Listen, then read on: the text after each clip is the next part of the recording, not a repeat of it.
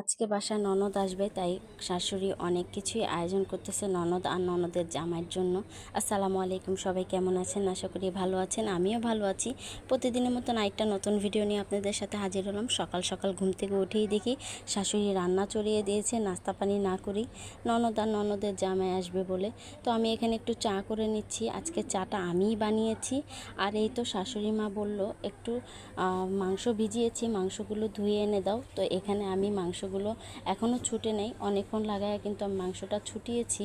আর এই তো মাংসটা ভালোভাবে সুন্দর করে একটা একটা করে ধুয়েছি। শাশুড়ি বলল যে একটা একটা করে ধুবে, যেহেতু ননদের জামাই খুবই পরিষ্কার, কোনো একটা ময়লা পেলেও অনেকটাই রাগ করবে। তো এখানে এই জন্য আমি সম্পূর্ণ মাংসগুলো একটা একটা করে ধুয়েছি আর খুব সুন্দর করে ধুয়েছি। আর এই তো এখানে আমি শাশুড়িকে দিতে গেলাম।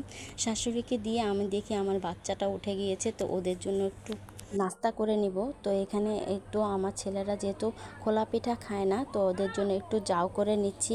আশেপাশে যদি একটু সাউন্ড আসে ইগনোর করে দেখে নেবেন, কারণ গ্রামে আছি তো তো অনেক মানুষই আজকে আসা যাওয়া হচ্ছে বাসার ভিতর।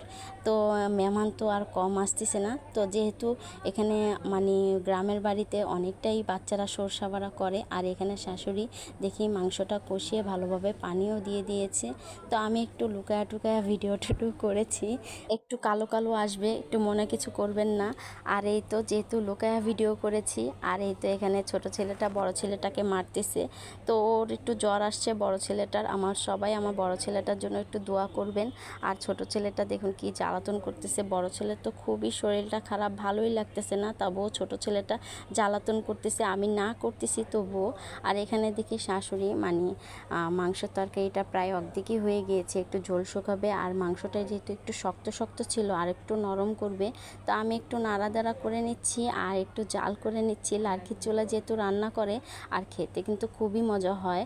আর অনেক সিম্পলভাবে কিন্তু গ্রামের রান্নাগুলো করা হয়, বেশি মশলা দেওয়া হয় না। আমার শাশুড়ি বেশি মশলা দেয় না। আর এখানে শাশুড়ি বলল কি মাছ এসেছে একটু দেখো তো, আমি নিব। তো এখানে পাঙ্কাশ মাছ ছিল তেলাপিয়া মাছ, আর রুই কাতলা মাছ ছিল, তো মিরকা মাছও ছিল। তো আমার শাশুড়িকে বললাম মাছগুলো ঠিক আছে, কিন্তু পেটটা একটু নরম হয়ে গিয়েছে, তাই মাছ আর নিল না শাশুড়ি। আর এখানে এসে দেখলাম মাছ ভাজতেছে শাশুড়ি। তো অনেকটাই আইটেম করেছে, আমি কিছু কিছু ভিডিও আপনাদের সাথে শেয়ার করলাম। তো এত রান্নার রেসিপিগুলো আপনাদের সাথে শেয়ার করতে পারিনি আসলে, যেহেতু শাশুড়ি রান্না করেছে। আর আজকে আব্বু বলেছিল যে পোলাওটা আমাকে রান্না করতে, তো আর শাশুড়ি বলল যে ননদ এসে রান্না করবে।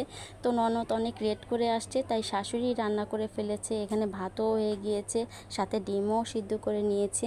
আর দেখুন কথা বলতে বলতে ননদও এখানে চলে আসছে, ননদের জামাইও চলে আসছে। যাই হোক, ভিডিওটা কেমন লেগেছে অবশ্যই কিন্তু কমেন্টস করে জানাবেন।